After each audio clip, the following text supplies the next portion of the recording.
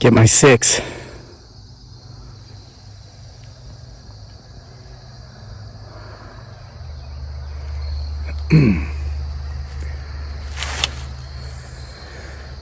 Good evening, guys.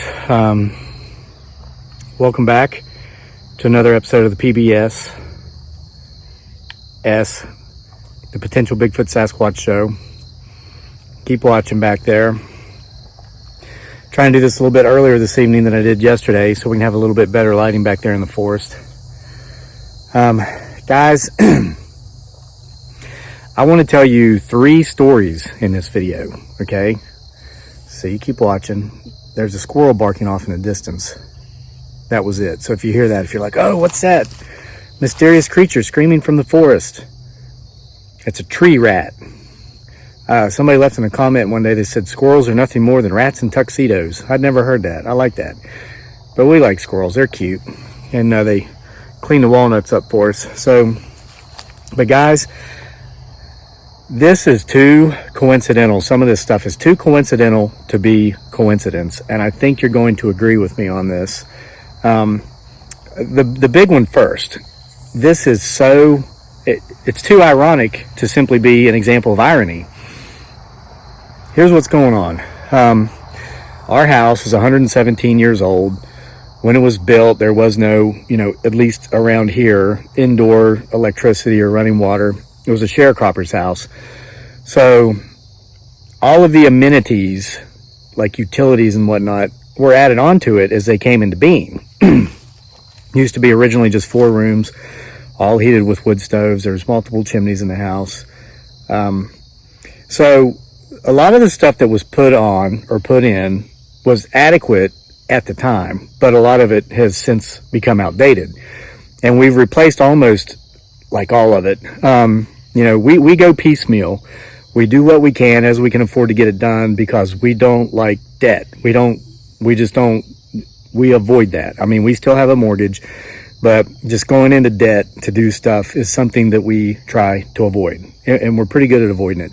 So, there were holes in the piping in the crawl space, the water pipes. So it took us about $2,500 to have PEC put in. We did that a couple of years ago. Then we had issues with our well, the pump. It's an electric well pump, 212 feet deep. Had a couple issues with the reserve tank. Took about $3,000 to get all that stuff remedied. We did that, okay? We've had all the faucets replaced. Just basically anything associated with the water system is now brand new. So now we're tackling the electrical issues. We have this outside panel box, like the breaker box is on the outside of the house, which at one point was common, but I don't think they do it that way anymore. And it's just a mess. It's old, it's outdated. The breakers aren't even labeled. So if one trips, fortunately you can usually tell if it's moved over, you know how to trip it back, but some of them it's like they just don't even move. They'll trip. And since, the lights say they go out in the dining room, but since the breakers aren't labeled, you don't know which ones. It's just a mess. It's a nightmare. So in the wiring that comes into the box and leaves the box, from the power line overhead and then into the house, it's shredded. We had an 80-foot tall white pine tree fall on these wires a couple of years ago and just make it even worse. It's needed to be done. But we weren't, it was a few $1,000s that we just weren't prepared to spend yet. We had the electric company look at it. We have our electricians look at it. They said it's not a fire hazard as of yet, but it's getting there. And we're like, okay, we need to hurry this up. So here's where this really ironic story comes in. About a week and a half ago, my beautiful bride, Dearly, aka Giggly Girl, and myself did a live feed. And we raised money. When people gave money for super chats, we earmarked all of that for one of her sisters who's in the Philippines and who is having a hard time with this COVID-19. They've got no income. They've never had electricity in her life. Her sister's 31, her husband is 33, and they have 3 children. And he's out of work because he worked on a banana farm, coconut farm. They're really struggling. And so Dearly was telling me about how this, and you've probably heard this story if you've been around here a while. Her sister was going out during the day and just gathering, attractive stones off of the beach and trying to sell them. And they're only allowed to go out like 2 days a week for like 4 hours or something because of their quarantine. So it was just a mess. So I said, let's go live. And people, we've got some great viewers. They're always trying to help us out and donate some money on Super Chat. I said, anything we get, let's give to your sister. So we raised like $432, which is equivalent after YouTube takes their 30% cut. And then we transfer it to Filipino pesos. We got this girl like 16,000 pesos, which is the equivalency of 6 months worth of income over there. Can you imagine that? It's like $350 after YouTube's cut. That would support a family of 5 in the Philippines for 6 months. So at first we thought, well, let's just kind of give it to her a little at a time to make sure she doesn't just have a big party for the whole village and then just blow it in 2 days. But Dearly was talking to her sister, and her sister told her, she said, I would really like to have electricity. We've never had it. The kids can't do their homework because they can't afford the oil for the lamps.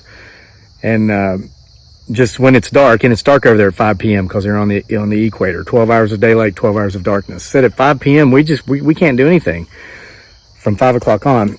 So she decided to go to the electric co-op over there. They are, as of right now, while I'm speaking, installing electricity for this family. It's the first time they've ever had electricity in their lives. The girl also went out and found a chest freezer she's buying with this money that our viewers gave. And she knows how to make, they call it ice candy. It's kind of like popsicle-ish type stuff over there. She's going to be able to run a business out of her home now because she'll have electricity. She'll have the ice chest. She can make the ice candy. And then with the rest of the money, she's stocked up on food. We ended up sending it all to her because she wanted to get the electricity, and that was going to take up about half that money. So that was like last Sunday, okay? Well, on Monday, we just happened to have an electrician scheduled to come out because the lights and stuff weren't working in our dining room, and we couldn't figure out which breaker it was. So he comes out, and turns out there was like one of the wires were broken off just inside the outlet box inside the house. So he fixed that. And he went over and he looked at our panel. He said, this is a mess. This needs to be replaced. And I said, I know. And we've known that for a while. And we said, that's actually next on our list. So he said, well, I'm going to work you up a quote. And I said, well, that's great. But I mean, I just don't have the excess funds right now. I don't like to let my accounts run to like zero because, anything can happen at any given time. It's just, that's life. Anybody over 30, I think, knows that. So he says, just let me work up an estimate and let me talk to management and see what we can do for you. I'm like, okay, hey, go for it. So later that day, their office manager, a wonderful woman,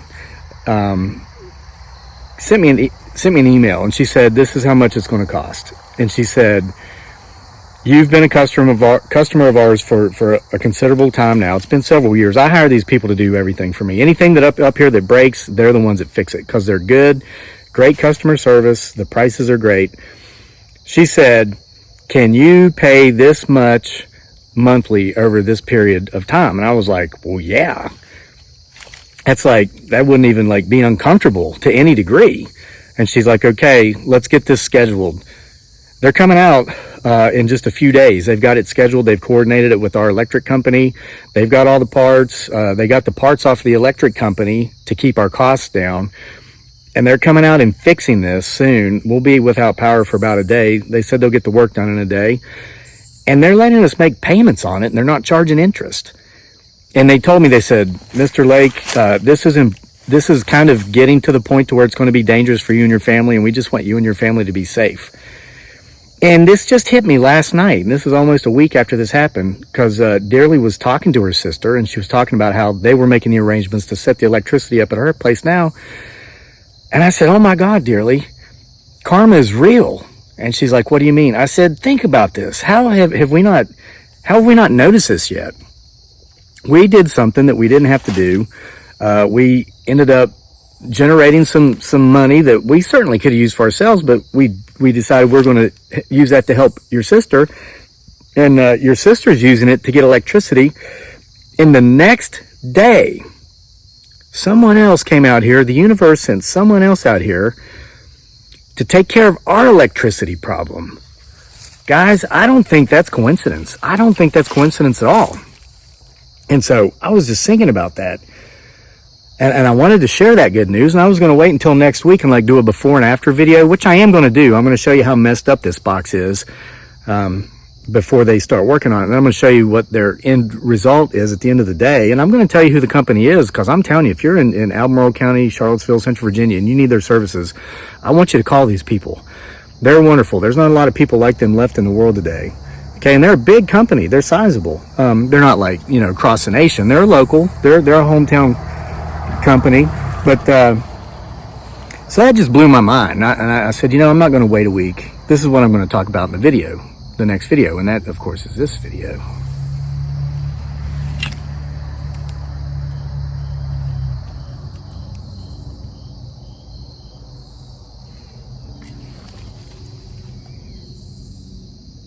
Looked like someone or something walking around back there. Keep your eyes on it.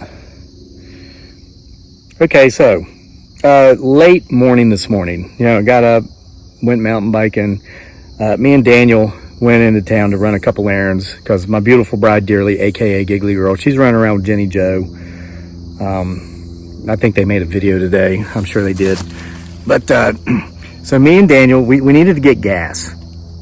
So we stopped off at this 7-Eleven that had gas and it had a convenience store inside. And it was getting close to lunchtime, and my son's addiction when it comes to food is fried chicken. He loves all things fried chicken. So I said, okay, let's get gas. We'll go in here. They're probably, 7-Eleven. They got something. It's probably not the healthiest, probably not the best, but we'll go in and get it. So we go in, and they had chicken wings in the glass counter. And it's a very clean 7-Eleven. I mean, Charlottesville, the standards here are very high. The convenience stores are nicer than most restaurants in most other places. And I'm not downgrading most other places. It's just a really high standard of living city. So when you think, chicken wings from 7-Eleven, that sounds gross. No, the chicken wings from 7-Eleven in Charlottesville are probably better than most chicken wings in most restaurants anywhere else. So we go in there. He wanted a Gatorade too. So we get in the line. We got some snacks, and he said, I want those. And he points at the ones that said roasted wings. And there was only one little box of them left. I said, okay, go get your Gatorade. So he runs off to go get his Gatorade. And we have our COVID masks on and everything because we're inside. And there's a woman in front of me, standing right in front of me. And she says, sir, did your little boy say he wanted those roasted wings? And I said, yeah. And she goes, oh, okay. And then she told the cashier, she said, give me the other ones because that little boy wants those. And it was the only ones left. They come in sets of 5. And I said, oh, no, you don't have to do that. You were here before us. You have every right to those if those are the ones you want. She goes, no. She goes, I'm afraid your little boy might not like the spicy ones. So I'm going to get the spicy ones and your little boy can have the roasted ones. I'm like, ma'am, you really don't have to do that. That is so kind of you. But then the cashier said, no, it's okay because we just pulled up some fresh roasted wings out of the fryer, so the little boy will be able to get more. And the girl said, oh, okay. So she took the roasted wings. She practiced a random act of kindness on a complete stranger to me and my son. And I was thinking, I did that one day last week for a guy at Walmart, something very similar. And I'm not going to tell you what it was.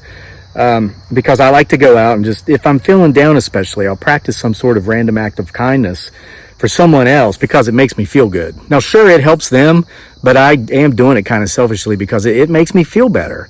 Now, I don't come out here and tell you what it was that I did or who I did it for, because that takes away the humility of the act. I just like to practice random acts of kindness, especially when I'm down. Somebody or something just threw something at me. So anyway, now, let me tell you something about this woman that did this.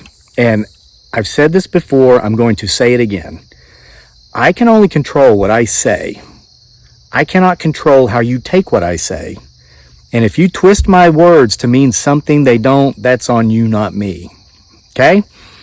I am very observant of everything around me. almost to the point of paranoia. And people are like, oh, you're paranoid. No, it's not. I was a machine gunner in a combat zone.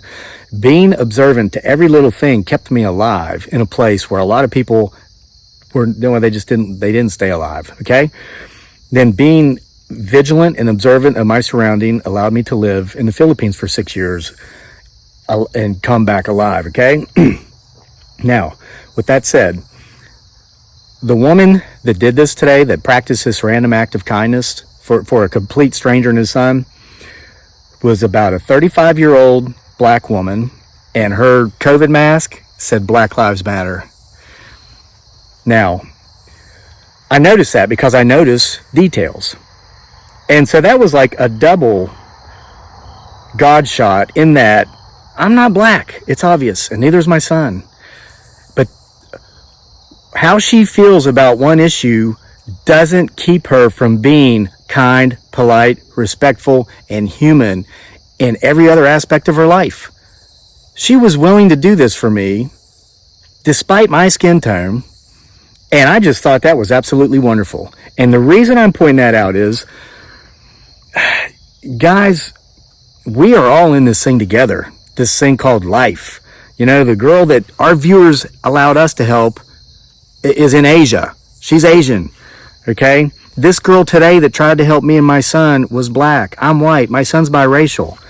But we're all human beings, and I think more people now than ever are starting to realize that. They're starting to get it, and I think this big COVID thing might be a big eye-opener. You know, when you realize you get it, and you're in a certain, you know, categories with underlying health issues, and what I don't know the science behind it, but you can die. Doesn't matter if you're white, if you're black, if you're Asian.